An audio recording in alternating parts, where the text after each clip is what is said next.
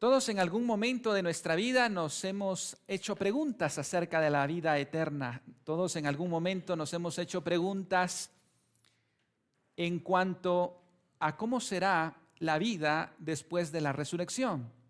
Y por providencia de Dios, hoy seguimos hablando de la resurrección. Ustedes recuerdan que hace 8 días celebramos precisamente la resurrección de Cristo. Y en este estudio de Marcos, justamente seguimos hablando de este tema tan importante. Una de las preguntas que más nos hacemos es, ¿será que nos vamos a conocer allá en el cielo y vamos a poder interactuar y decir, ¿te acordás cuando allá en la Quinta Samayoa, verdad? Íbamos los domingos, sí, ¿verdad? Tú y siempre llegabas tarde, ¿verdad? Sí, no sé. Pero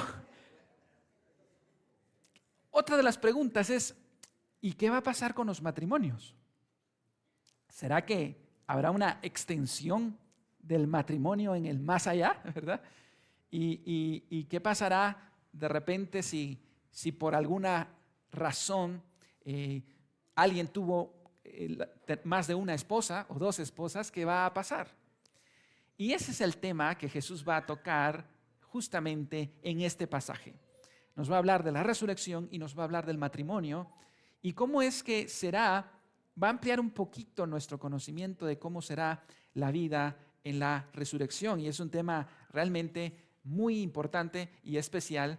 Y a medida que conozcamos la respuesta de Jesús a estas preguntas, nos dejará principios que fortalecerán nuestra vida espiritual. Y eso espero que a medida que avanzamos en este pasaje, nuestros corazones sean afirmados y fortalecidos en el Señor para esperar ese día tan glorioso.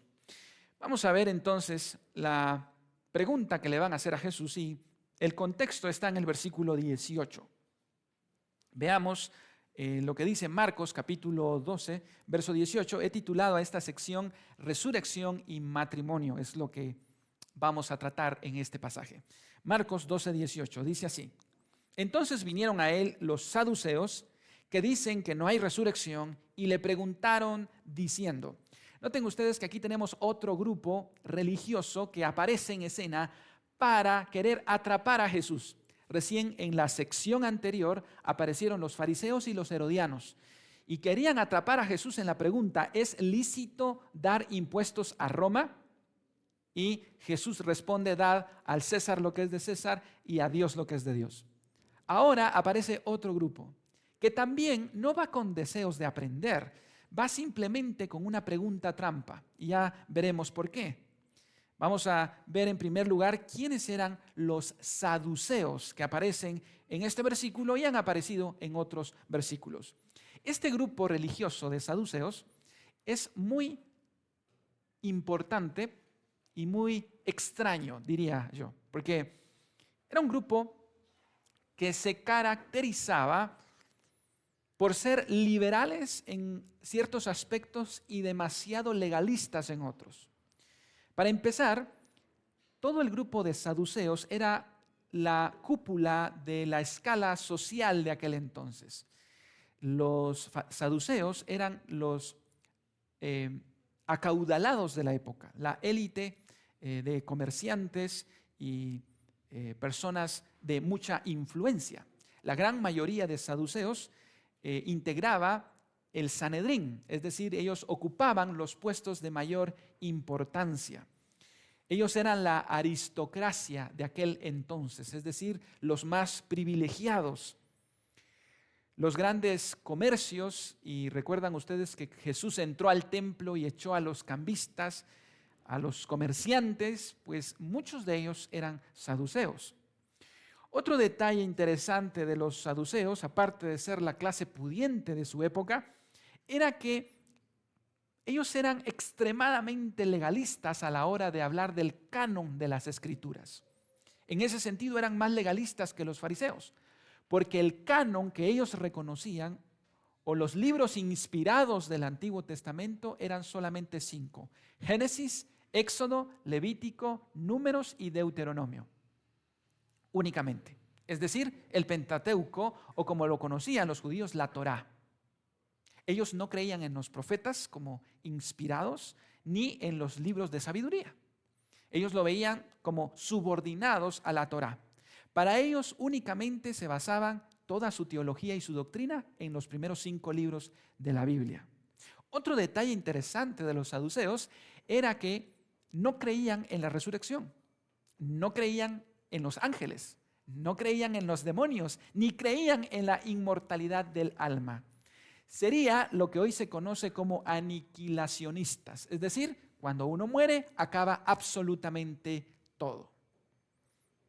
Así es que había un gran debate entre fariseos, quienes creían en la resurrección, y saduceos que no creían en la resurrección. Había un gran debate entre los fariseos que creían en ángeles y los saduceos que no creían en nada espiritual y en nada sobrenatural.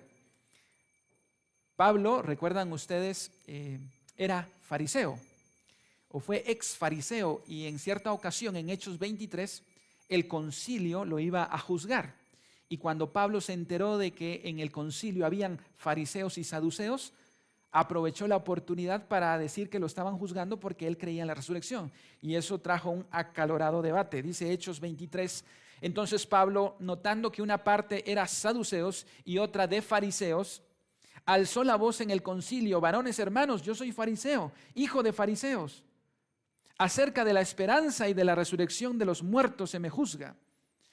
Cuando dijo esto, se produjo disensión entre los fariseos y los saduceos, y la asamblea se dividió, porque los saduceos dicen que no hay resurrección, ni ángel, ni espíritu, pero los fariseos afirman estas cosas. Muy inteligente Pablo, ¿verdad? Pero ellos tenían acalorados debates entre los fariseos y los saduceos en cuanto al tema de la resurrección. Pero primordialmente, cómo iba a ser la vida en la resurrección, porque mientras que los saduceos pensaban en que no iba a haber resurrección, los fariseos creían que sí. ¿Y sabe qué? Los fariseos también creían que usted iba a estar casado en la resurrección. Es más, que se iban a poder tener hijos en la resurrección. Así es que tenemos 2 polos opuestos. Ahora se acercan los saduceos a hacerle una pregunta a Jesús precisamente en cuanto a la resurrección, porque sabían que Jesús creía en la resurrección. Él ya había anticipado en otras ocasiones que cuando él anunciaba su muerte, también anunciaba su resurrección, ¿recuerdan?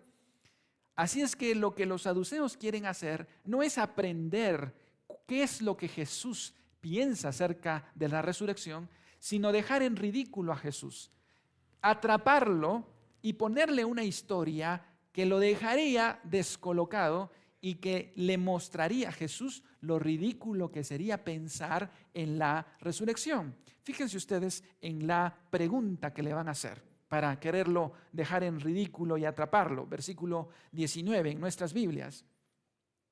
Marcos 12, 19. Recuerden, los versículos de Marcos los vemos en la Biblia y otros versículos los vemos en la pantalla. Dice así el verso 19. Veamos la pregunta que le hacen. Maestro. Este maestro es hipócrita como el fariseísmo, ¿verdad? Que llegaba con alardes a Jesús, pero en realidad ellos no lo consideraban un maestro legítimo. Maestro, le dicen. Le van a poner aquí la pregunta.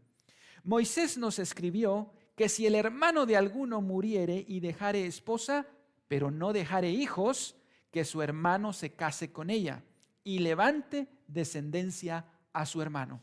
En primer lugar, ellos van a hablarles acerca de una ley que encontramos en el Pentateuco, conocida popularmente como el matrimonio levirato.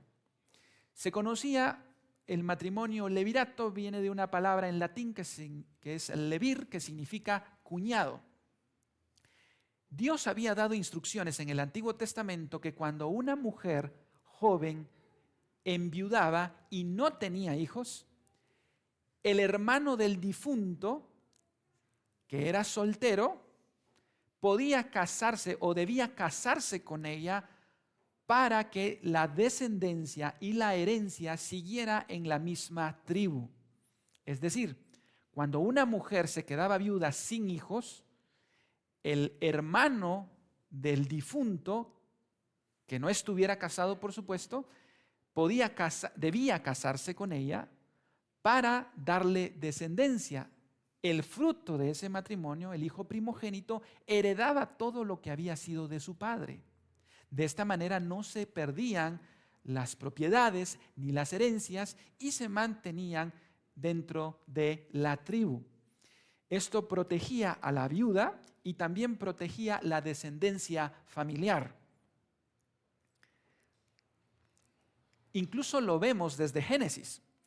Hay el caso de una persona de la tribu de Judá, si no mal recuerdo, que se llamaba Onán. Dios le dijo que se casara con la que había sido esposa de su hermano para guardar esa descendencia, y Onán no lo quiso hacer, y Dios hizo que Onán muriera. Esta era una forma en que Dios quería preservar la descendencia de Israel. Pero el caso más popular y conocido del matrimonio levirato, que estoy seguro ustedes han escuchado y han leído, es el tema de Ruth y Noemí. Ustedes recuerdan la historia. Noemí y Elimelec y sus dos hijos, Malón y Kelión, se van a Moab. Estando en Moab, muere el marido de Noemí y mueren Malón y Kelión, quienes se habían casado con Ruth y Orfa. Cuando ellos mueren, Noemí decide regresarse a Judá y les dice a Ruth y Orfa que se regresen a Moab o que se queden en Moab, pero Ruth decide irse con Noemí.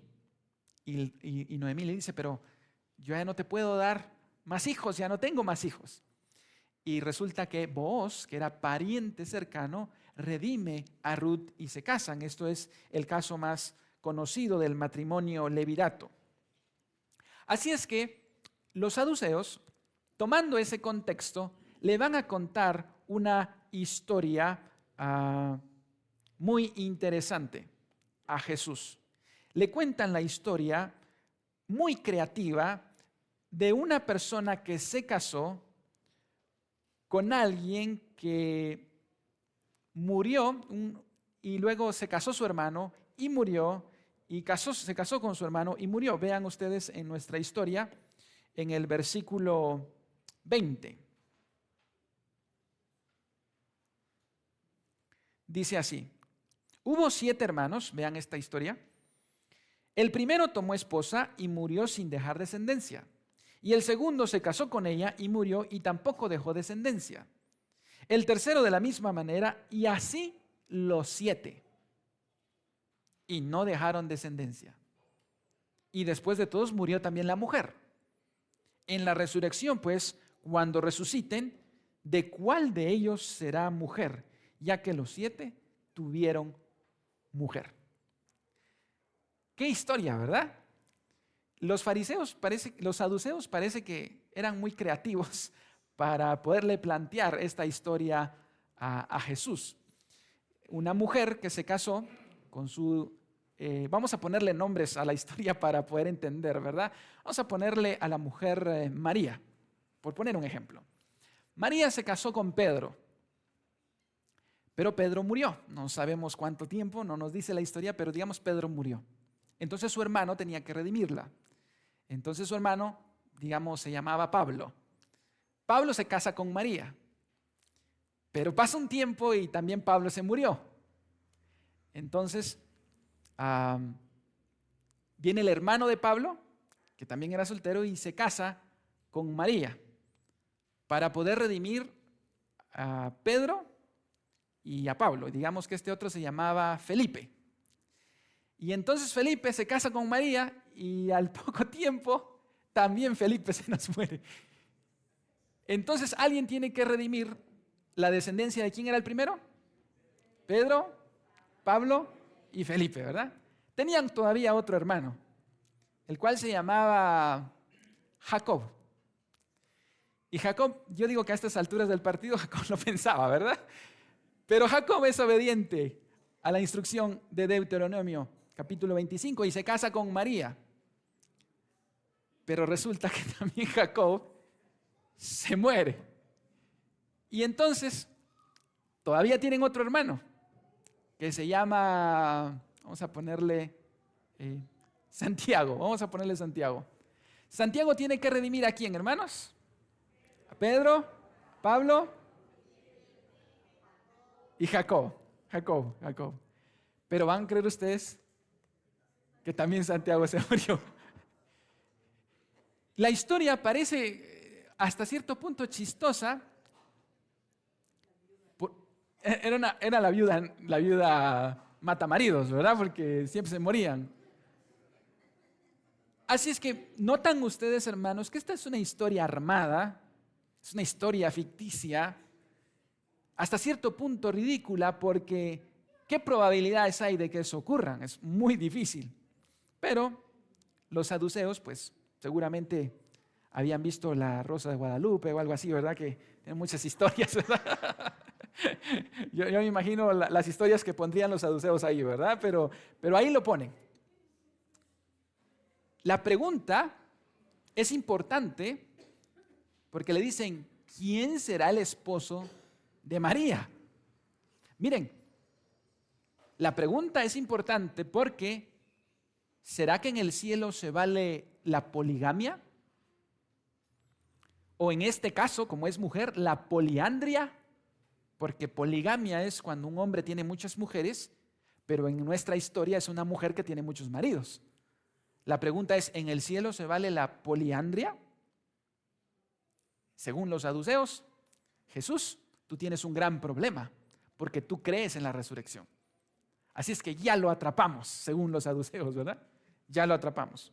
Veamos la maravillosa respuesta de Jesús en el capítulo 12, verso 24. Por cierto, imagínense ustedes tener 7 suegras en el cielo, ¿verdad? Para esta mujer, bueno, ella tenía solo una, pero imagínense ustedes lo que representaría. Así es que necesitamos la iluminación de Jesús en este momento, ¿verdad? Marcos capítulo 12, verso 24. Entonces respondió Jesús, les dijo, ¿no erráis por esto porque ignoráis las Escrituras y el poder de Dios? Hermanos, Jesús responde una pregunta con otra pregunta.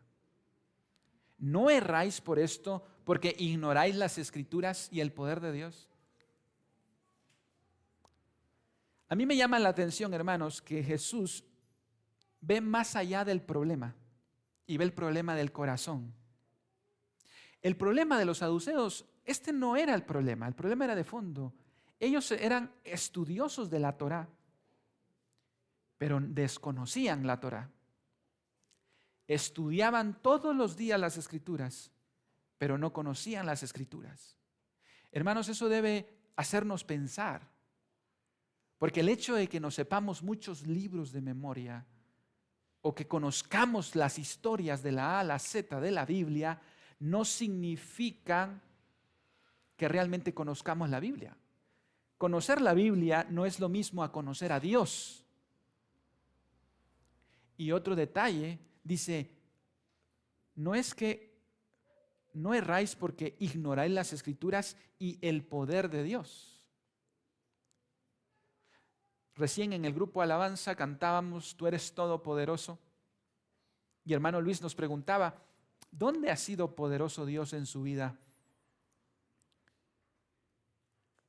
Hermanos amados,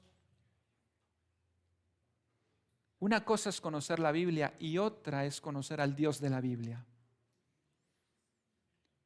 Experimentar a Dios, al Dios de la Biblia. Los saduceos eran simplemente un grupo religioso que conocía de Biblia, pero no conocía el poder de Dios. No conocía la mano de Dios. Hermanos, yo estoy 100% seguro que todos aquí sabemos que Cristo nos ama. Pero lo de aquí no ha bajado aquí. ¿Y sabe qué? Saber que Cristo nos ama ya no nos emociona, ni nos llena, ni nos sacude. Yo no sé si usted recuerda aquella época en la que saber que Cristo le amaba y que usted era un pecador y a pesar de su pecado Él le amaba, quebrantaba su corazón. Pero para los saduceos la Escritura era un libro frío.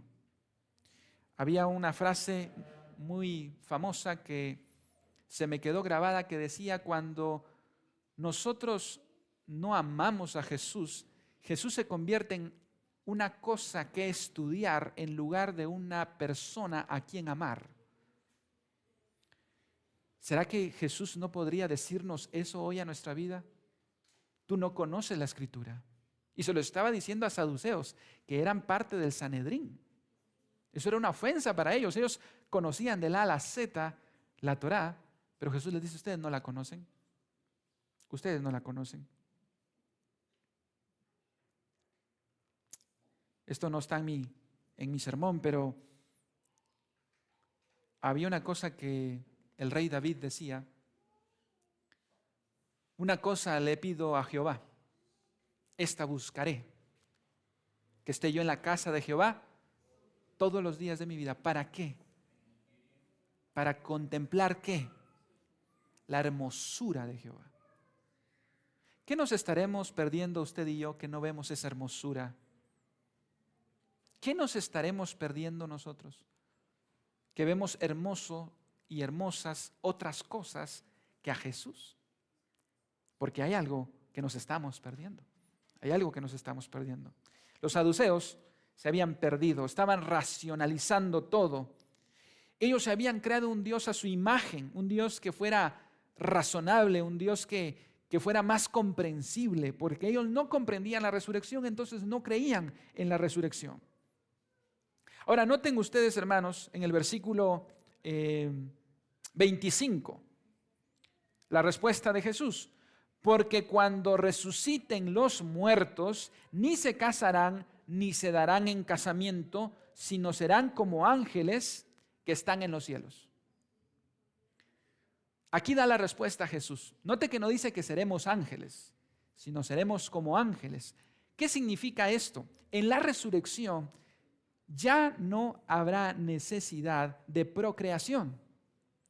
Una de las razones principales del matrimonio aquí en este lado de la eternidad es la procreación. En Génesis recibimos el mandato de multiplicarnos. Pero en el cielo, hermanos, ya no habrá muerte, ya no habrá nacimiento, no habrá necesidad de seguirnos reproduciendo. Seremos como ángeles en el sentido que ellos ya no se reproducen. ¿Recuerdan lo que Dios le dijo a Adán? No es bueno que el hombre esté solo, pero en la eternidad el hombre será completo y ya no habrá necesidad. Ya no habrá necesidad. Los saduceos estaban evaluando la eternidad a la luz de la temporalidad. ¿Cuál sería entonces el esposo o el marido de esta mujer? Ninguno, porque en el cielo ya no tendremos una relación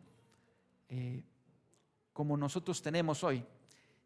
Si alguien tiene hoy una relación muy buena con su esposo y su esposa, en el cielo tendrán una relación infinitamente mejor, pero ya no como marido y mujer, sino como hermano y hermana. Esto es contrario a la teología mormona, por ejemplo, que enseña que en el cielo, si usted se ha portado muy bien, Dios le va a entregar un planeta para que usted lo pueda poblar y tenga pequeños dioses con diferentes esposas. Eso es lo que enseña la teología mormona. O la teología del Islam, que dice que sus mártires, aquellos que se han puesto una bomba para volar edificios, ¿saben cuál es la promesa en la teología islámica? Es que cuando se mueran los mártires, en el paraíso les recibirá un harén de mujeres, ¿verdad? Para poderle cuidar. En el caso de Cristo y nosotros en la palabra de Dios, tenemos claro, hermanos, que en el cielo Jesús enseña ya no se darán en matrimonio, ya no habrá necesidad de procreación. Los mormones, por supuesto, creen diferente y aquí vemos una contradicción clara en la enseñanza de Jesús. Las relaciones humanas de hoy entonces serán una sombra de lo que vendrá. Un comentarista lo expresó de esta manera: La sombra del amor del matrimonio habrá pasado. El gozo y el amor que experimentaremos en la presencia de Cristo eclipsará incluso a la mejor relación que hayamos tenido en la tierra, como la luz de una linterna desaparece ante la luz del sol. Seremos todos una familia, hermano y hermana. ¿No es cierto que a veces cuesta entender un poquito esto? Porque estamos tan llenos de pecado y de cosas que uno dice, pero ¿cómo lo vamos a hacer? Pero hermanos, recuerden que en el cielo amaremos perfectamente a Dios, pero amaremos perfectamente los unos a los otros y seremos hermanos y hermanas. De hecho, hermanos, la Biblia habla del último matrimonio que habrá. Recuerden que el matrimonio es una parábola viviente entre la relación de Cristo y la iglesia.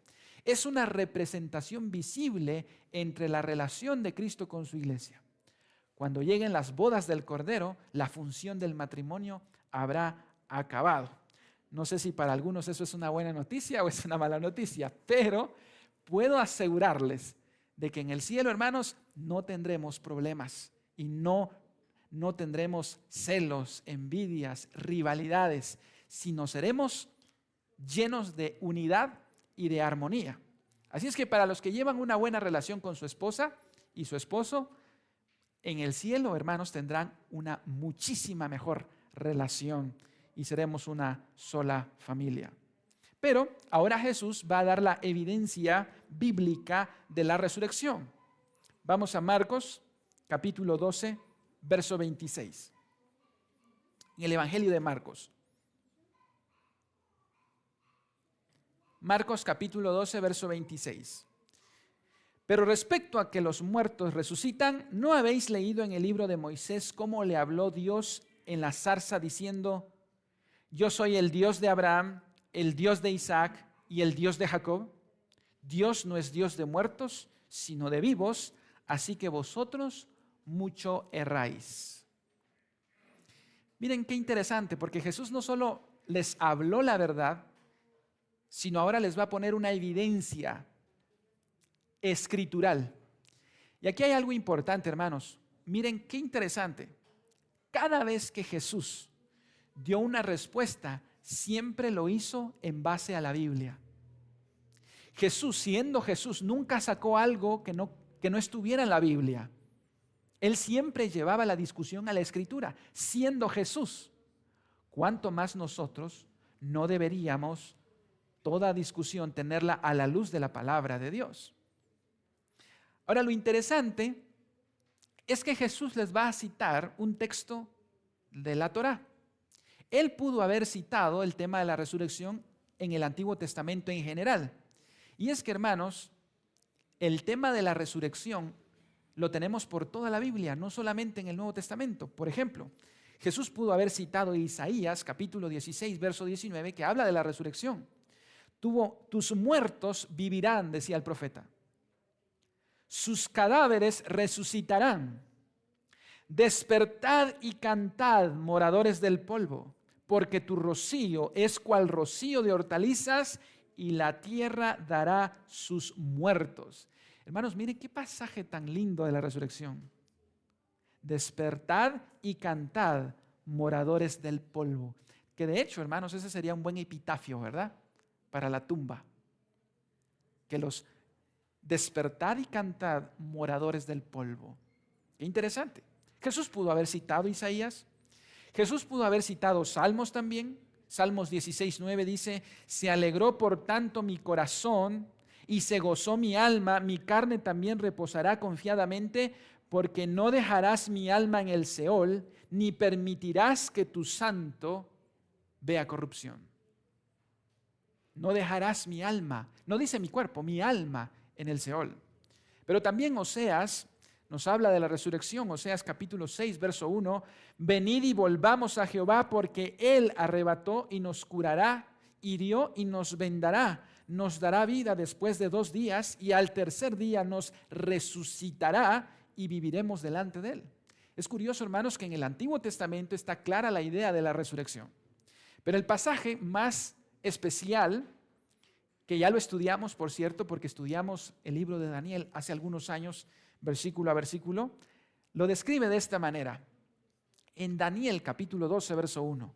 En aquel tiempo se levantará Miguel, el gran príncipe que está de parte de los hijos de tu pueblo, y será tiempo de angustia, cual nunca fue desde que hubo gente hasta entonces, pero en aquel tiempo será libertado tu pueblo, todos los que se hallen escritos en el libro, y muchos de los que duermen en el polvo de la tierra serán despertados, unos para vida eterna y otros para vergüenza y confusión perpetua. Está clara la idea de la resurrección, pero Jesús sabía que los saduceos no creían en los profetas como libros inspirados. Así es que Jesús les va a demostrar en la Torá, en su terreno, en su cancha, donde ellos estaban seguros, les va a demostrar que allí mismo aparece el tema de la resurrección. Y Jesús les cita en Marcos, les dice, ¿no habéis leído el libro de Moisés? Ellos eran expertos en Moisés. ¿Cómo le habló Dios en la zarza? ¿Se recuerdan ustedes qué libro del Antiguo Testamento habla del llamado de Moisés? El libro de Éxodo. Le cita Éxodo capítulo 3 y ahí está la resurrección. Y uno pasa por esos versículos y uno no ve la resurrección ahí. Fíjense lo que dice Éxodo 3, verso 1. Apacentando Moisés las ovejas de Jetro, su suegro, sacerdote de Madián, llevó las ovejas a través del desierto y llegó hasta Horeb, monte de Dios. Y se le apareció el ángel de Jehová en una llama de fuego en medio de una zarza, y él miró y vio que la zarza ardía en fuego y la zarza no se consumía. Entonces Moisés dijo, iré yo y veré esta gran visión y por qué causa no se quema. Versículo 4. Viendo Jehová que él iba a ver, lo llamó Dios en medio de la zarza y dijo, Moisés, Moisés. Y él respondió, heme aquí. Y dijo, no te acerques, quita tu calzado de tus pies, porque el lugar en que tú estás, tierra santa es. Y dijo, yo soy el Dios de tu padre, Dios de Abraham, Dios de Isaac y Dios de Jacob. Entonces Moisés cubrió su rostro porque tuvo miedo de mirar a Dios. ¿Cuál es el punto de la resurrección acá? Es que Abraham, Isaac y Jacob ya habían muerto siglos atrás. Pero Dios habla, yo soy el Dios de Abraham. Note que no dice yo fui el Dios de Abraham. Y aquí hay un detalle importante, hermanos. Hay una frase que hemos dicho muchas veces que dice, si tú eres cristiano y no te gusta leer, tienes un problema, porque a Dios le gusta escribir. ¿Recuerdan? Si usted es cristiano y no le gusta leer, tiene un problema, porque a Dios le gusta escribir. Y si a Dios le gusta escribir, a Dios le gusta la gramática. ¿A cuántos les gusta la gramática? ¿Verdad que a veces no mucho nos gusta la gramática? Pero a Dios le gusta la gramática. ¿Y sabe qué? Muchas veces la bendición del texto, para entenderlo, está en la gramática. Aquí Dios se refiere en presente. Yo soy el Dios de Abraham. Ellos son todavía como yo soy. No dice yo fui el Dios de Abraham, sino yo soy. Y Jesús remarca esta enseñanza diciendo, Dios no es Dios de muertos, sino de vivos. Él no recibe adoración de personas muertas, sino recibe adoración de personas vivas. Hermanos, esta respuesta de Jesús debe llenarnos de gozo y de esperanza. Hay resurrección. Y la vida después de la muerte para el que está en Cristo es una vida muchísimo, infinitamente llena de gozo. Dice en Salmos capítulo 16, verso 11, me mostrarás la senda de la vida. En tu presencia hay plenitud de gozo, delicias a tu diestra para siempre. Hermanos, el cielo no es un lugar aburrido. El cielo no es un lugar donde pasaremos la eternidad sin mayor cosa que hacer. El cielo es un lugar de delicias eternas. Primera de Corintios capítulo 2 verso 9 dice, antes bien, como está escrito, cosas que ojo no vio, ni oído oyó, ni han subido en el corazón del hombre, son las cosas que Dios ha preparado para los que le aman. Cosas que ojo no vio, ni oído oyó. ¿No le parece esto maravilloso, hermano? ¿No es cierto que este mundo está tan lleno de cosas negativas, de dolor, de injusticia? Acabamos de escuchar noticias de terremotos, enfermedades tan terribles. Dios va a restaurar nuestros cuerpos y estaremos con Él. Él dijo: yo soy la resurrección y la vida. El que cree en mí, aunque esté muerto, vivirá. Así es que los saduceos no lograron destruir a Jesús, sino fue al contrario. Jesús afirmó la enseñanza de la resurrección.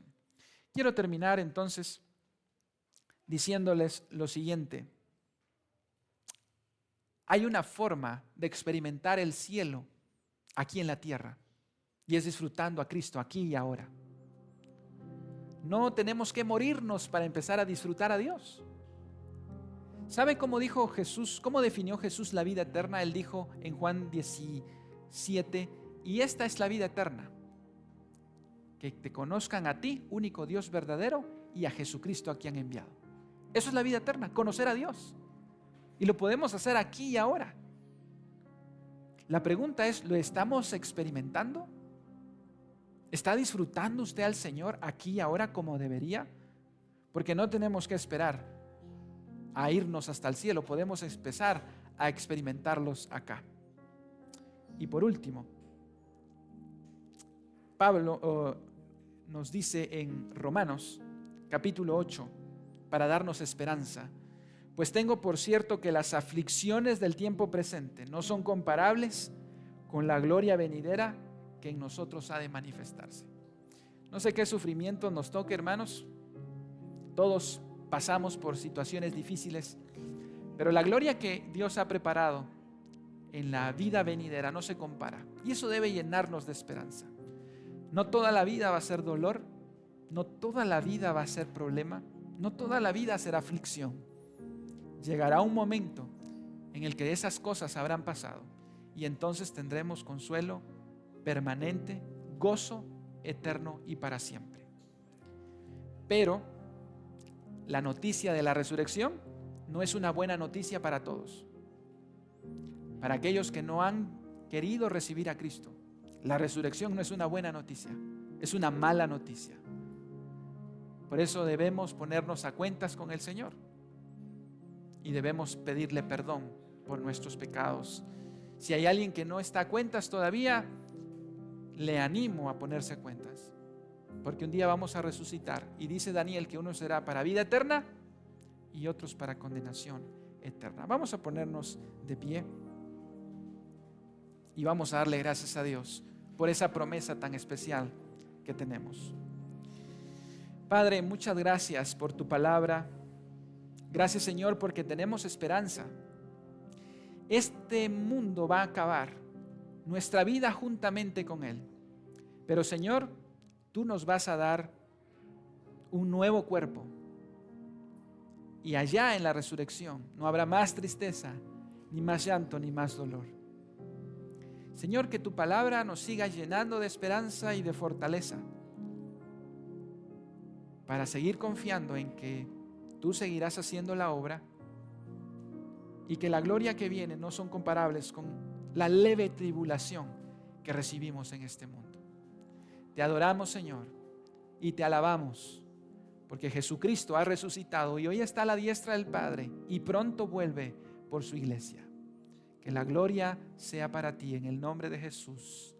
Amén y amén. Pueden sentarse, amados hermanos.